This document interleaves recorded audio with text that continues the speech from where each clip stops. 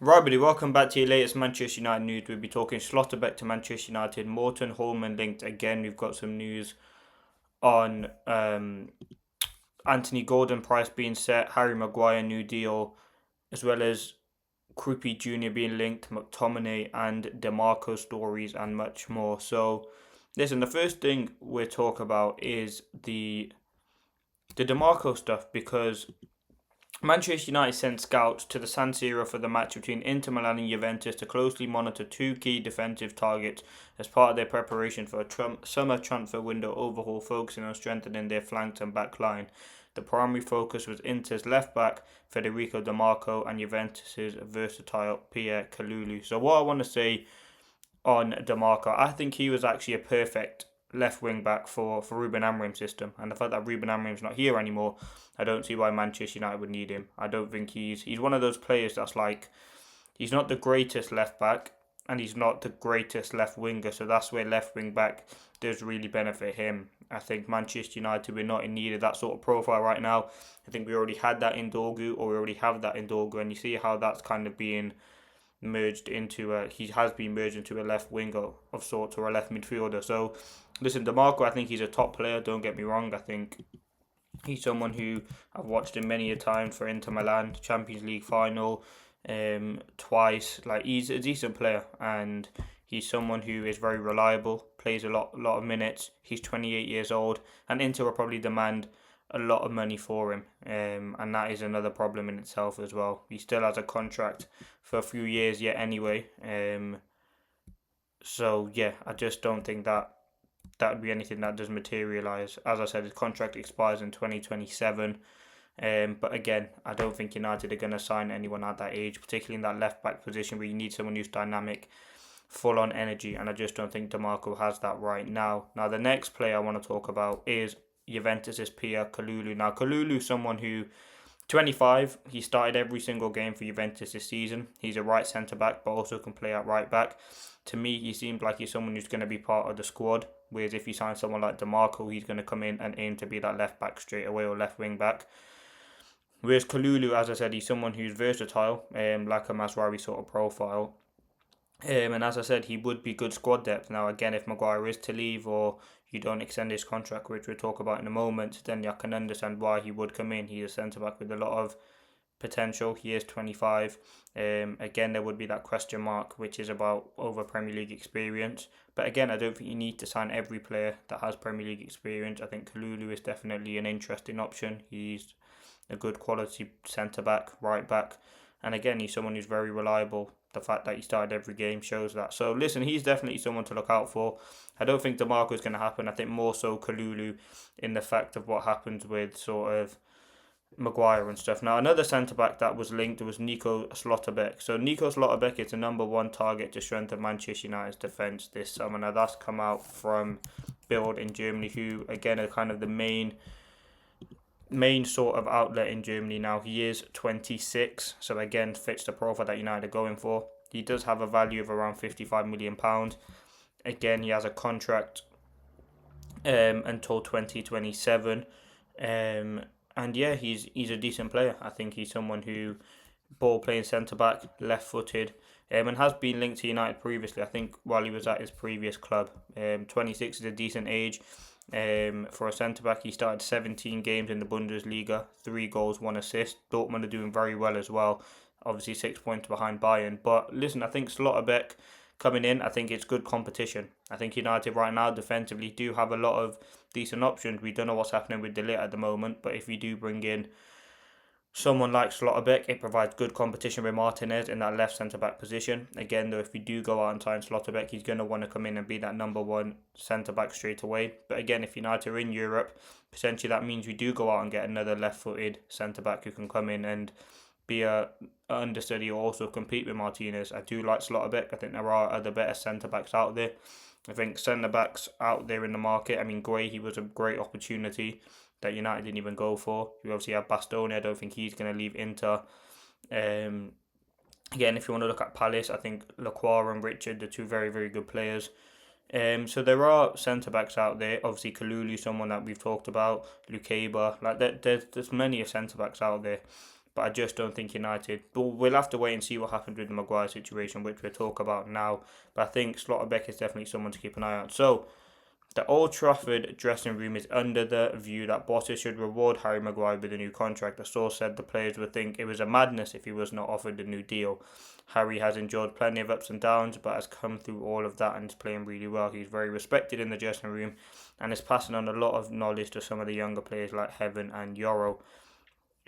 So yeah, listen, that is what's being reported right now from the Sun. I think that Maguire contract is close. I think he's someone who is deserved of that contract. He's a very good player, and I think in games next season, whether that is Champions League, Europa League, or any sort of Europe that we hopefully get into, I think having someone like Maguire around will be very, very good. Again, we still don't know what's going to happen with De Ligt. He's been out for 3 or 4 months now, so again, keeping Maguire around is definitely a very good person to have around the place, and I think he's a quality player, and we've seen that this season under Carrick. And he's built a very good relationship with Lisandro Martinez, which is a positive. I think what the biggest thing is obviously him taking that pay cut, which is something that he's going to have to do in order if he wants to stay. And that's probably what he wants to do at this stage in his career. He's 32, 33. Probably not going to get the wage that he's going to get at United anywhere else. So I think it makes sense to keep him at the club. Again, Europe, learning from or passing on knowledge to the younger players, which is vital. And he's someone in the team that has done a very good job at the moment. So yeah, I think Maguire staying is definitely a positive. I think he's a quality centre back. And yeah, I think he's been quite underrated. He started every game under Carrick, and has been pretty impressive in those games. So I think that's it on. I think the centre back situation is going to be interesting because we still don't know what happens with De Ligt. We've obviously got Martinez, De Ligt, Yoro, Heaven, Martinez, Maguire. I think there are some decent players in there, and that is enough depth. Again, though, depending on what does happen with De Ligt, what his injury situation is, whether United do want to go out and get a centre back. There are many ones out there. As I said, Kalulu, someone we'd be linked to, Bastoni, Schlotterbeck. So there are centre backs definitely out there, but I'm happy with what United have right now. Again, I think Yoro and Heaven are two very top potential players, and I think having players like De Ligt, Maguire, Martinez around them would help their development. Also, Johnny Evans as a coaching staff member as well, which would be helpful. Now, the next thing, talks are progressing well for McTominay's contract extension, with Napoli offered a new deal until 2030, plus option for 2031 and an increase in salary. McTominay has received 2 important bids from Saudi clubs in the Premier League, but his priority is staying.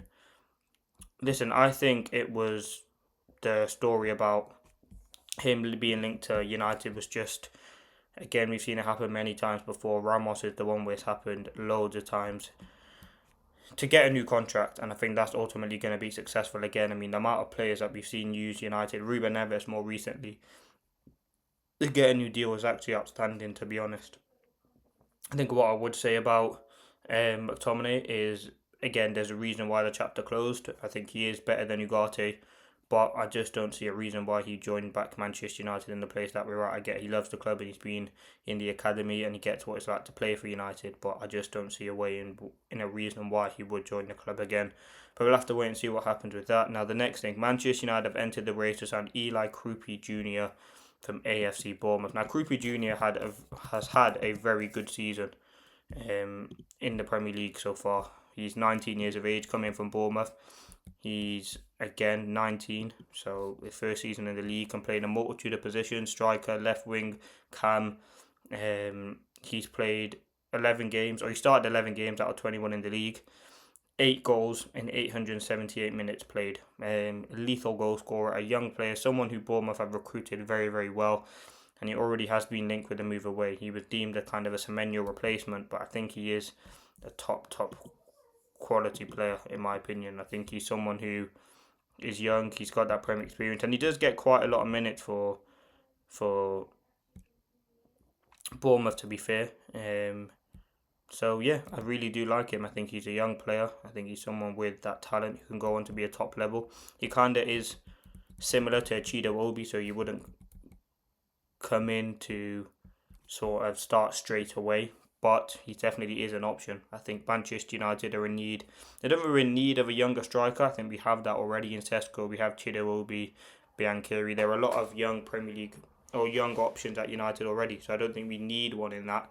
But he definitely is an interesting option and someone definitely to look at. I think I've watched him a few times. And he's got a great strike on him, to be honest. And I think he's someone who would improve this United team. But is he in need? Right now, probably not. And Bournemouth will probably want a lot of money for him. Now, the last thing I want to talk about is this Morton Holman story again. Manchester United monitoring Holman. He is valued at 50 million now. Listen, he's been linked to United for multiple summers. He was linked last summer as a midfield option. I think for me, the priority of midfielders or the calibre of midfielders that we've been linked to, I think Morton Holman is an option, but definitely right at the bottom of the list. You look at some of the options that we've been linked to who I would prefer over Holman. Tonali, Anderson, Baleba, Wharton, João Gomez, Sandro Tonali. We've been linked to Tyler Adams. So I don't think he'd probably be 10th in the top 10 in my opinion. He's definitely a decent option. Played in the Portuguese league.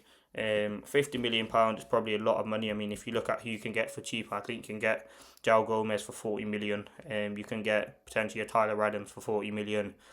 Obviously, Tonali's going to cost you more than that. He's a game changer, apparently. I'm just reading this now. He has elite passing, strong and short passes, no real weakness. But listen, I just don't think we just need better than that.